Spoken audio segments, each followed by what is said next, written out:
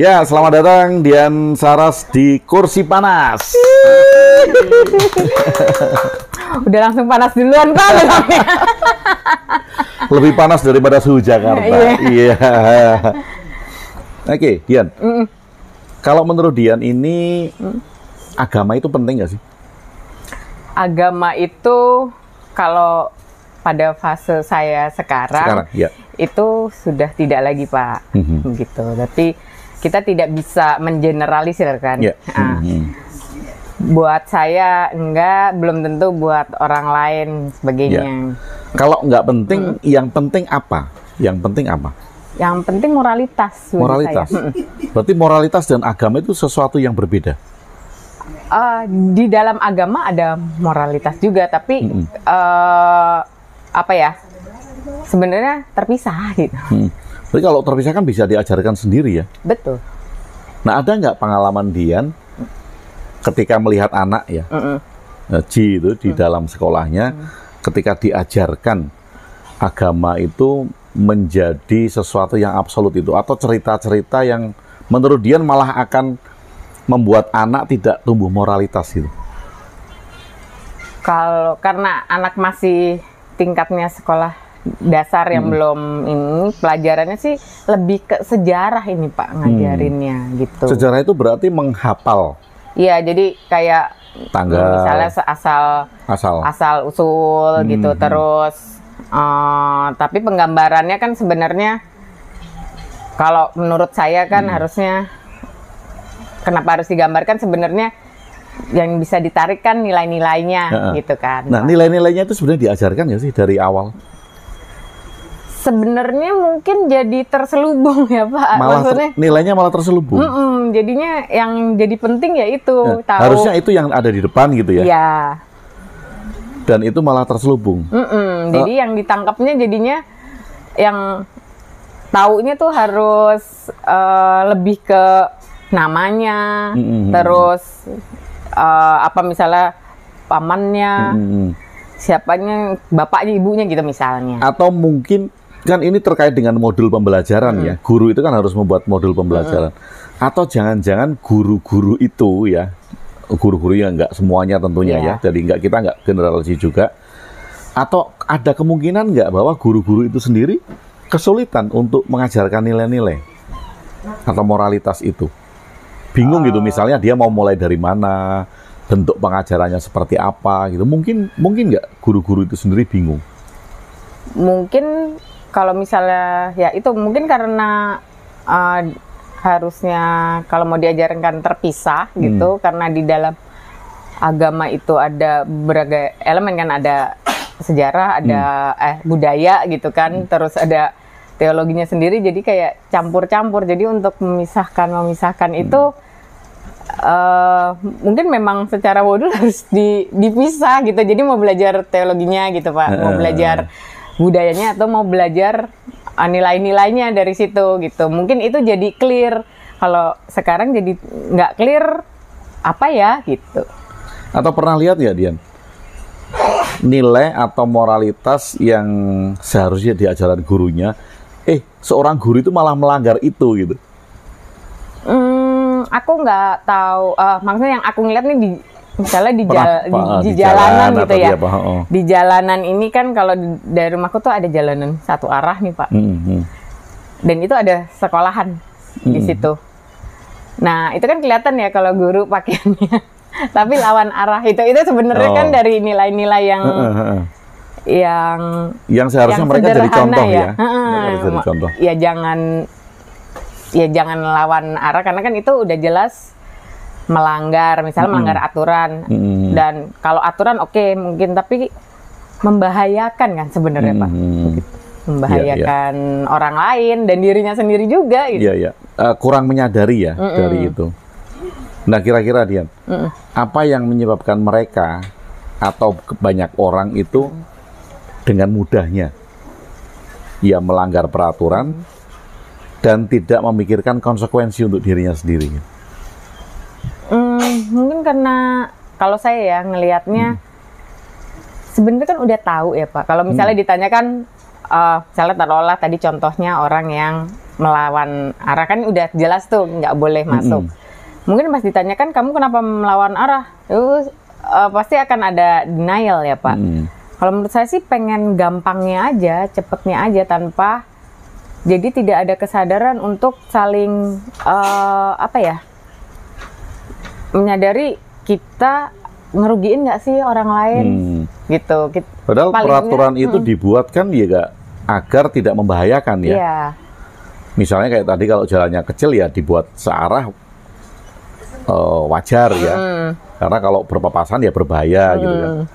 Nah orang-orang yang melanggar itu kalau dia melihat bahwa mereka tidak menyadari konsekuensi bagi dirinya sendiri ya, ketika melanggar itu. Dan dirinya sendiri pun nggak peduli, apalagi orang lain gitu kan. Apalagi orang lain yang aku ngeliat malah ada keegoisan mungkin ya, keegoisan yang makan maunya mungkin cepet, nggak mau ribet, shortcut aja gitu yang bisa dilakukan. Nah kalau dia disuruh milih ini, mau ngajarin anak tentang agama atau mengajarkan anak tentang moralitas dan etika? Lebih ke moralitas dan etika sih Pak. Nah, moralitas dan etika.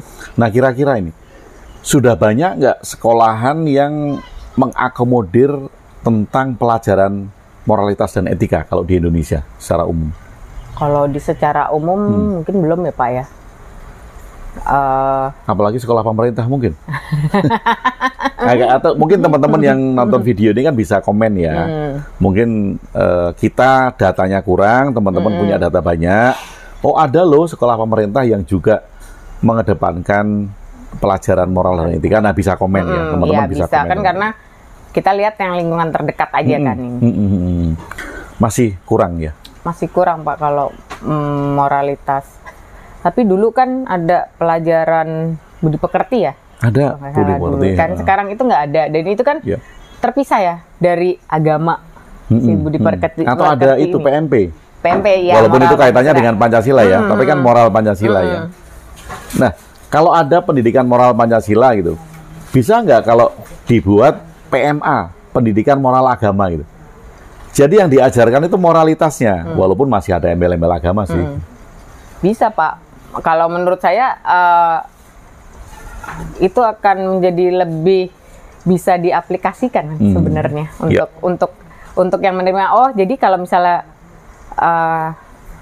pelajaran ilmunya begini, aplikasinya itu seperti apa? Gitu. Ya, oke. Sekarang nih, dia nih kalau disuruh milih berteman dengan, berteman dengan. Jadi kita coba untuk tidak berideal ya, tetapi kita lihat secara realita. Kalau Dian mau memilih, walaupun ya sekali lagi ini kasih note ke teman-teman, ini bukan berarti kemudian kita harus memilih-milih teman, enggak ya, ini hanya simulasi aja. Hanya simulasi aja. Dian disuruh milih nih teman, berteman dengan orang beragama atau berteman dengan orang ateis? Enggak, sebenarnya dua-duanya berteman juga nggak masalah gitu. Kalau memilih ya, kita kasih note tadi kan, ini bukan tentang memilih-milih teman enggak ya, kan ini simulasi aja. Kalau sebenarnya lebih enak sama orang ateis Pak, nggak nyinggung-nyinggung segala satunya, dibalikan ke campur tangan, misalnya campur tangan yang misalnya dalam agama, misalnya kalau melakukan kecenderungan ya, ini kecenderungan ya, saya lihat kecenderungan orang yang beragama itu mengkaitkan dengan melakukan sesuatu itu karena ada imbal balik gitu, ada imbal baliknya. Jadi sebenarnya ngelakuin ini tuh sincere atau enggak gitu, tulus atau enggak, atau memang karena suruhan agamanya itu kan jadi tipis ya Pak ya. Tapi kalau orang ateis yang melakuin itu ya karena dia ingin melakukan itu aja. Kalau nolong orang ya nolong aja. Ya, nolong aja. Bukan karena perintah. Iya, bukan karena pengen dapat berkali-kali lipat. Gitu. Bukan karena reward gitu kan. Nah, ada nggak sih sebetulnya kalau kita memberi satu kemudian dapat 100 kali gitu? Ada nggak sih menurut Dian itu ada nggak? Kalau dari pengalaman pribadi saya sih enggak sih Pak. Maksudnya enggak. Itu kan iming-iming ya. Maksudnya kalau saya sih ngerasanya itu iming-iming gitu. Tapi kalau ada orang yang merasa itu sebagai keyakinannya dan jadinya kan mencari validasi, sebenarnya mungkin oh gue merasakan. Tapi kalau ditelik-telik lagi, kalau saya kan gitu, misalnya katanya kalau melakukan A, misalnya dapatnya B, C, D, F, G gitu ya. Satu kali A dapatnya 100 A gitu ya. Tapi kan kita harus mencoba itu ke beberapa kasus kan, nggak bisa cuma satu kasus gitu. Dan dari beberapa kasus ini yang works tuh yang mana? Kalau misalnya beda-beda kan berarti sebenarnya enggak begitu gitu cara kerjanya. Jadinya menurut saya sih enggak sih Pak, itu random. Random ya. Random itu bisa dibilang kecenderungan atau anomali ya, kejadian acak ya. Iya. Nah kalau memang itu kejadian acak dan itu random atau kecenderungan, berarti kan ada orang yang ngalamin dan ada orang yang enggak gitu. Betul. Nggak bisa disamaratakan. Gitu. Nah terus yang ngasih ini siapa menurut Dian? Yang ngasih rezeki dia ngasih kehidupan gitu. Menurut Dian itu Tuhan bukan yang ngasih ini? Kalau dulu ya biar karena nggak mau mumet-mumet karena emang udah kan memang mempercayai itu bulat-bulat gitu. Setelah mencoba eksperimen sendiri gitu. Eksperimen misalnya nggak ngapain dalam artian kan harus meminta, meminta dalam artian berdoa gitu ya, berdoa. Terus melakukan eksperimen dengan misalnya tidak berdoa, dapat juga gitu. Nggak melakukan, jadi yang biasanya dilakukan nggak dilakukan gitu. Sama juga aja, gitu. Jadi misalnya sama aja, malah ya kadang dapat, kadang enggak, kadang berarti sama-sama kan, ya. Jadi terus yang paling ini sih misalnya saya melakukan suatu usaha itu kan juga ada kontribusi diri kita untuk melakukan, tapi untuk hasilnya kan belum tentu ya itu yang namanya misalnya 1 tambah 1 sama dengan 2. Ini misalnya saya melakukan A, B, C, D, F, G kan nggak bisa sama dengan yang eksak gitu loh Pak. Jadi kalau menurut saya ya nggak bisa dibilang itu, ya mungkin kalau misalnya dalam arti kata pengertian Tuhannya ini digeser mungkin bisa gitu. Tapi kalau kita pakai terminologi Tuhan secara umum ya, bahwa dia adalah entitas substansial materi yang mengawasi, yang memberi, ya kita pakai terminologi itu. Karena masyarakat umum masih menganggap seperti itu gitu. Kalau menurut saya enggak. Nah, menurut pengalaman Dian ini, ada nggak yang pernah Dian lihat bahwa orang yang menganggap absolutisme di dalam agama, walaupun ini kasuistis ya, nggak bisa kita generalisasi, tetapi ada nggak ketika Dian melihat bahwa orang yang mencoba mengikuti ajaran agamanya dengan taat, tetapi malah menderita gitu. Menderita itu dalam arti hidupnya melenceng jauh dari seharusnya tataran nyaman dirinya gitu, atau malah sengsara, atau malah seperti apa gitu. Ada nggak pengalaman? Ada, malah ngelihat banget. Tapi balik lagi, karena kita dari sisi luar, perspektif luar kan, kita menganggapnya kok malahan jadi bukannya meningkat malah menurun gitu kan. Tapi kalau dari sisi orang itu kan ujian. Iya. Jadi, sedang mau diangkat imannya. Jadi ada pembenaran untuk melakukan itu. Padahal kalau dilihat secara, ya balik lagi ke kita kalau melihat secara realistis kan, nggak works ini sebenarnya gitu kan, nggak works. Ya misalnya tetap harus kerja, nggak bisa berdoa aja, nggak bisa tanpa kerja gitu loh, karena kan nggak ada tindakan. Sebenarnya kan yang merubah itu kan tindakannya kan, bukan doanya. Gitu. Nah ini kalau dikasih pilihan lagi nih, milih kitab suci atau Pancasila? Pancasila Pak. Pancasila. Nah, kenapa kok milih Pancasila? Pancasila tuh nilai-nilai sebenarnya Pak yang ditawarkan gitu. Jadinya kenapa keragaman Indonesia itu bisa dirangkum itu? Karena nilai-nilainya di Pancasila gitu. Tapi mungkin ya memang Pancasila ini kan Orang cuma tahu apa ya, di omongan aja ya, tidak diterapkannya mungkin kurang. Jadi itu sebenarnya nilai-nilai yang sangat bagus sih. Nanti kalau kita memilih Pancasila gitu kan, ada orang yang ngomong, wah berarti agamanya agama Pancasila gitu. Bisa nggak Pancasila itu akan berubah jadi agama? Nggak bisa, karena nilai ya. Apa maksudnya? Karena nilai. Justru nggak ada ritual maksudnya kan? Iya, nggak. Dan dia kan sila pertama aja kan ketuhanan itu aja udah kata sifat kan. Nilai ya. Nah banyak orang yang menganggap bahwa kalau Indonesia itu punya Pancasila, ketuhanan yang Maha Esa gitu, menganggap Indonesia itu harus berdasarkan Tuhan yang Maha Esa. Nah menurut Dian, ini pandangan yang salah atau pandangan yang harus diperbaiki tentang ketuhanan yang dianggap bahwa dasar negara itu harus, masyarakatnya itu harus bertuhan? Sebenarnya cara pandang yang kurang tepat sih Pak, mungkin belum memahami bahasa secara baik dan benar gitu, karena kalau ketuhanan itu kan berarti sifat-sifat dari Tuhan gitu, berarti kan itu nilai, jadi nilai-nilai yang bisa diterapkan. Kan ini Esa bukan Eka ya, bukan Tuhan yang satu, tapi Tuhan yang utuh ya, keutuhan sebenarnya. Nah, kemudian ada argumentasi lagi, nah kalau ketuhanan itu sifat-sifat dari Tuhan, berarti Tuhan ada dong. Kan itu sifat-sifatnya Tuhan. Dan itu menurut Dian gimana? Sebenarnya kan apa ya, sifat-sifat itu ya mungkin karena kita ngelihat kalau ada wujud berarti ada sifat-sifatnya. Ada sifatnya, gitu kan berarti kan, itu kan ada sifatnya, berarti wujudnya ada dong gitu.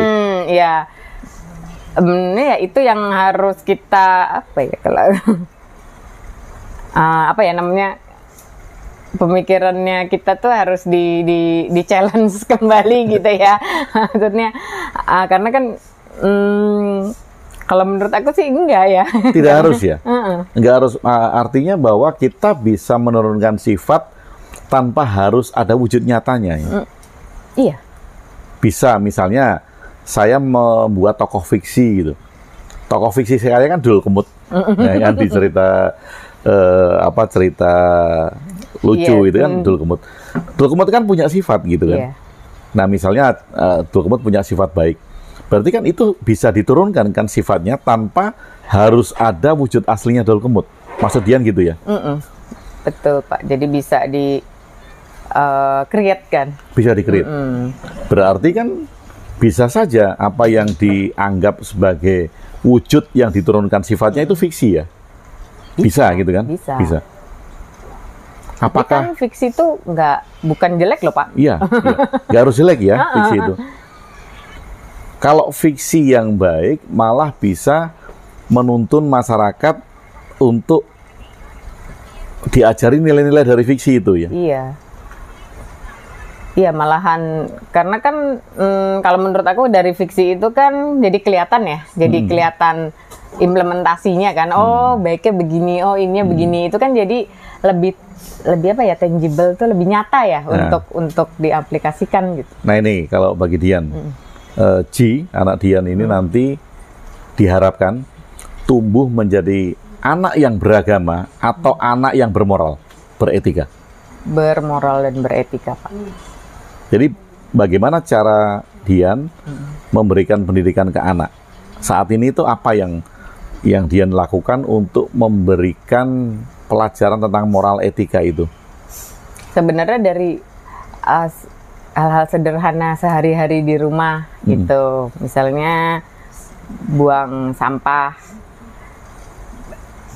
terus misalnya misalnya abis melakukan sesuatu mainan harus diberesin. Itu hal-hal simple yang juga melatih dia untuk membangun apa ya, punya kebiasaan kan, karena hal ini kan harus dibangun dari kebiasaan ya. Tapi pernah nggak Dian meminta anak itu untuk taat melakukan satu ibadah agama itu atau ritual? Enggak Pak. Secara saklek gitu atau sudah bawa cambuk? Enggak Pak, nanti dia, soalnya anak sekarang kan speak up ya. Kalau saya tidak melakukan, nanti dia akan bilang kamu saja tidak melakukan gitu. Lebih repot lagi speak up-nya di Twitter ya. Karena sekarang gitu kan, dia marah sama orang tuanya ngomongnya di Twitter. Orang tuanya nggak tahu dia dibully. Ternyata speak up-nya di Twitter. Iya. Nah kalau menurut dia nih, apa yang akan Dian berikan pandangan ke orang tua yang lain dengan anak seumuran Dian sekarang ini untuk memberikan pendidikan moral dan etika? Kira-kira saran Dian itu kita mau mulai dari mana sih, hai para orang tua gitu? Mulai dari hal-hal kecil di rumah aja sih Pak. Jadi dikasih kayak tanggung jawab kecil sesuai dengan kemampuannya.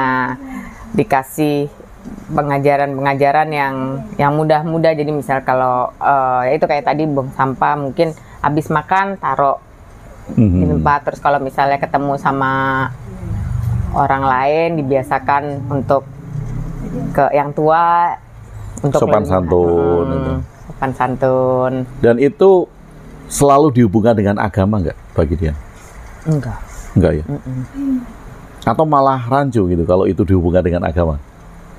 Karena saya tidak mendalami agama sebenarnya secara ini, nanti malah salah Pak.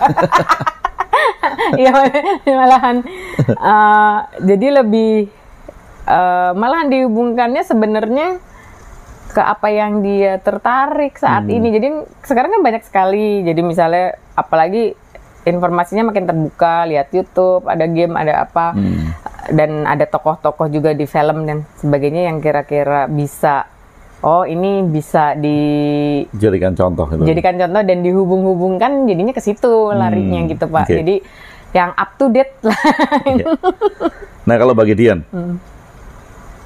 Dian mau menjadi orang yang taat beragama atau menjadi orang yang baik secara moralitas dan etika? Baik secara moralitas dan etika pilihannya. Kira-kira orang yang baik beragama, ini kan belum tentu dia baik moral dan etika ya. Iya, belum tentu kan? Pernah ketemu soalnya yang seperti itu. Banyak gitu. Banyak. Ya. Kalau kayak tadi kan contohnya sederhana tadi ya, lampu merah misalnya, kemudian antre gitu kan, buang sampah, itu kan contoh sederhana ya. Padahal mereka beragama. Moral etikanya boleh dibilang zong gitu ya, karena tidak mengimplementasikan itu. Nah, bagi Dian, bagaimana agar moral dan etika ini disadari untuk orang-orang Indonesia bahwa itu bisa kita lakukan tanpa harus belajar agama? Misalnya nih kalau Dian dikasih challenge, Dian bikin yuk satu gerakan untuk menyadarkan orang tentang moral dan etika. Gitu. Nah, kalau itu dilakukan, Dian akan melakukan apa nih yang langkah awal pertama agar orang-orang itu menyadari bahwa moral etika bisa dipisahkan dari agama dan itu bisa menjadi bagian penting tanpa harus dihubungkan dengan agama? Kalau saya sebenarnya harus, kalau melihat dari karakteristik orang Indonesia itu kan harus dengan tindakan Pak, dengan tindakan yang nyata gitu kan. Dengan tindakan nyata, saya jadi keinget dulu waktu tahun berapa ya, udah lama, saya tuh pergi ke Shenzhen, China. Di sana tuh orang-orangnya tuh jorok banget, jorok banget.